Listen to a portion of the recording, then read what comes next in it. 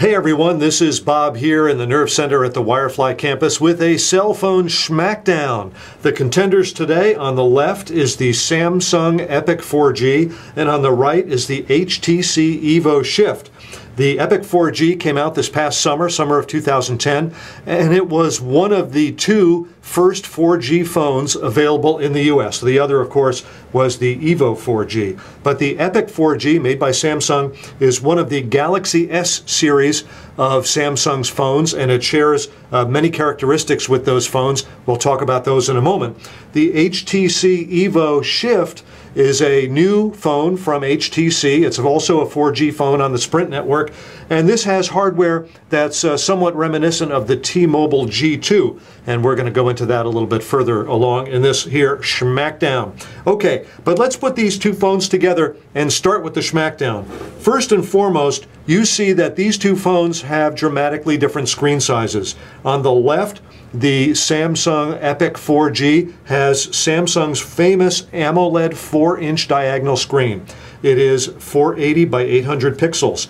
On the right, the HTC EVO Shift has got a 3.6-inch LCD screen. AMOLED on the left, LCD on the right. It also has screen resolution of 480 by 800 pixels. So they both have the same resolution, but the AMOLED screen gives a certain amount of snap that the LCD screen can't quite get. Some of that's washed out under the lights that we have here in our little studio. But when you look at these two phones in person, the AMOLED screen on the Epic 4G really pops out at you. Now, both of these phones have keyboards. So let's take a look at their slide-out keyboards. Now, from a physical standpoint, they are both dark keys with bright white letters. Both of the keyboards have backlit keys so that they're easy to use at night. If you look at the Epic 4G, we have 5 rows of keys versus 4 rows of keys on the EVO Shift.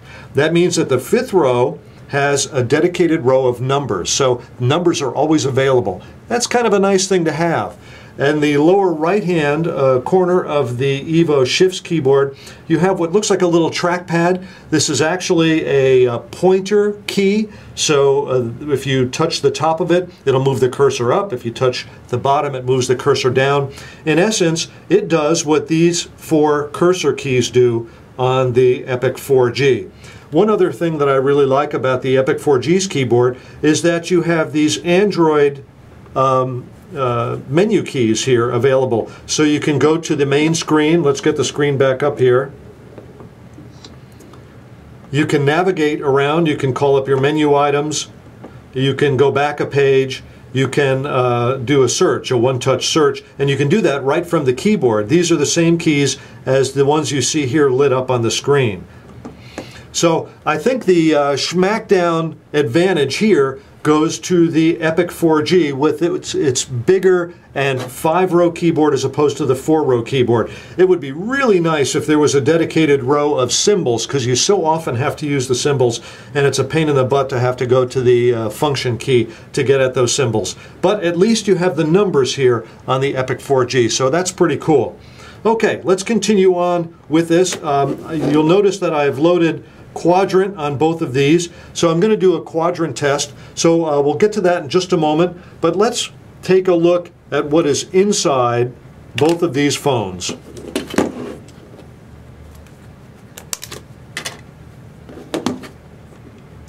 Again, we have the EVO Shift on the right, the Epic 4G is on the left, and here you see that there is a micro SD card. This is a 16 gigabyte micro SD card. The Epic 4G comes out of the box with a 16 gig micro SD card, and it's relatively easy to access. All you have to do is pop the back cover off. Now, the EVO Shift also has a micro SD card, but it is underneath the battery and you have to lift this latch out to get at it. So if you want to upgrade the micro SD card, and you probably will because it only comes out of the box with a 2 gig micro SD card, if you want to upgrade it, you have to take the battery off, pop the catch. It's a little tricky to get the card out, but it's doable with a couple of reasonably sized fingers. So, and that brings up another point. The EVO Shift comes with a 2 gig micro SD card. The Epic 4G comes with a 16 gig. Each of these phones have 1 gig of internal storage. So here you have 17 gig out of the box, and here you have 3 gig out of the box. As you'll see, they both have cameras. Okay, I'm all done talking about the internal storage and the SD card storage for now, so I'm going to go put their back covers back on. Both of these phones have cameras. They are both 5 megapixel still image cameras. They both have an LED flash. They both can do 720p HD video. So in that regard, they are both equal. Let's go ahead and compare the size of these two phones. As you can see when I get them lined up, that the EVO Shift is a little narrower and a little shorter than the Samsung Epic 4G. That's kind of to be expected because this has got a 3.6-inch screen versus the 4-inch screen that's on the Samsung Epic 4G. All right, now let's get to that quadrant test that I promised.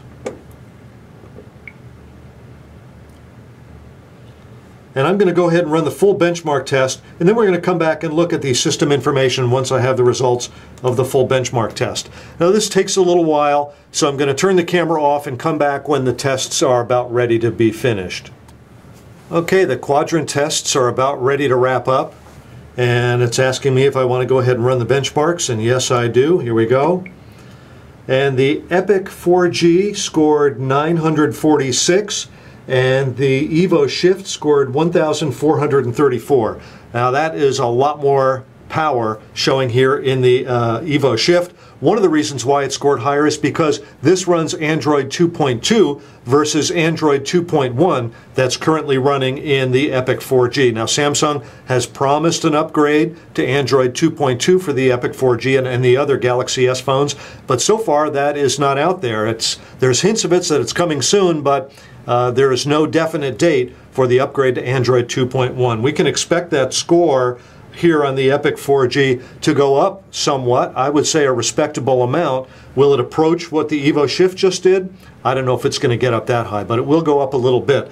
In any event, this scored a 946. This scored a 1434. Very impressive numbers. Let's go and take a look at one reason why it might have scored those numbers.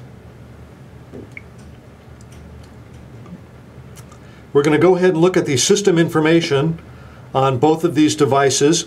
Here you can see that this is running Android 2.1 while the EVO Shift is running Android 2.2. You'll notice that the EVO Shift is showing a product name of HTC Speedy. That's what its code name was when HTC was building this phone. I don't know if the final version is going to say HTC EVO Shift or not, but I'm going to scroll up to the CPU on both of these. You see the CPU on the Epic 4G is an ARM v7 processor, Rev 2. Over here you have an ARM v7 processor, Rev 1. This is running at a frequency, a maximum frequency of 806 megahertz. We'll call that 800. This is running at a maximum frequency of 1000 megahertz. We'll call that 1 gigahertz. So the Epic 4G has got a 1 gigahertz processor. The EVO Shift has an 800 megahertz processor. Well, the processor that's in the EVO Shift is a second generation processor that is not only more efficient, it's faster. And that's one reason why you saw a higher quadrant score in the EVO Shift. Taking a look at memory, they both have roughly the same amount of memory. This is indicating that the internal RAM that the processor uses is 512 megabytes in both phones. Now they're using that internal RAM memory a little bit differently, but that's used by the processor to run programs. Generally speaking, the more RAM you have, the more processor RAM you have, the faster the processor can do things. And so we see that there's a little bit of an advantage here, although they both have 512 megabytes of internal processing capability, internal processing RAM. Here you see that the Epic 4G is showing a display resolution of 480 by 800, but a refresh rate of 68 hertz. The EVO Shift is 480 by 800 and a refresh rate of 60 hertz. That means that the display here on the Epic 4G, because that refresh rate is faster, the display is going to look more smooth and look more pleasing. So that's an advantage here because of that Super AMOLED screen. It's one of the things that makes the Super AMOLED screen look so good. A couple of other things that I wanted to mention while I'm still thinking about them is that these both have the same size batteries. These both have 1500 milliamp hour batteries. The battery life on these is roughly about the same. The Super AMOLED screen is a little bigger, of course, than the LCD screen on the EVO Shift, but the Super AMOLED screen uses a little bit less power, especially if there's more blacks in the screen. Now, one other thing that I wanted to do is probably a lot of you will fairly regularly look at a YouTube video or a video from some other channel on the internet. So I wanted to compare these two phones with a YouTube video, and I will come back when I've got that all set up and ready to roll. Okay, here we have the Epic 4G again on the left and the EVO Shift again on the right.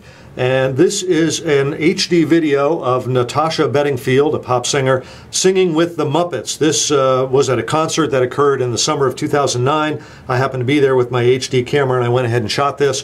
So this is a YouTube video and I've got them both stopped at the same point. I'm going to go ahead and play it and you can see what it looks like to watch a YouTube video on these two devices. Now again, we've got a lot of washing out here by the bright lights in our little studio, but to me, the bigger screen on the Epic 4G, it makes for a much more pleasing experience. Now the screen on the EVO Shift is somewhat brighter in this light, but it looks about the same on the camera as I'm looking on a monitor. So that's what it looks like to watch a YouTube video. Now this is out of the box with both phones. I didn't tweak them. I didn't set them to high quality or anything like that. This is how they come up showing a YouTube video. A couple final things before we wrap this Schmackdown up. The Samsung phone, of course, the Epic 4G, has Samsung's TouchWiz interface. You see that down here at the bottom of the screen. And these other widgets it puts on the screen are all part of Samsung's TouchWiz interface.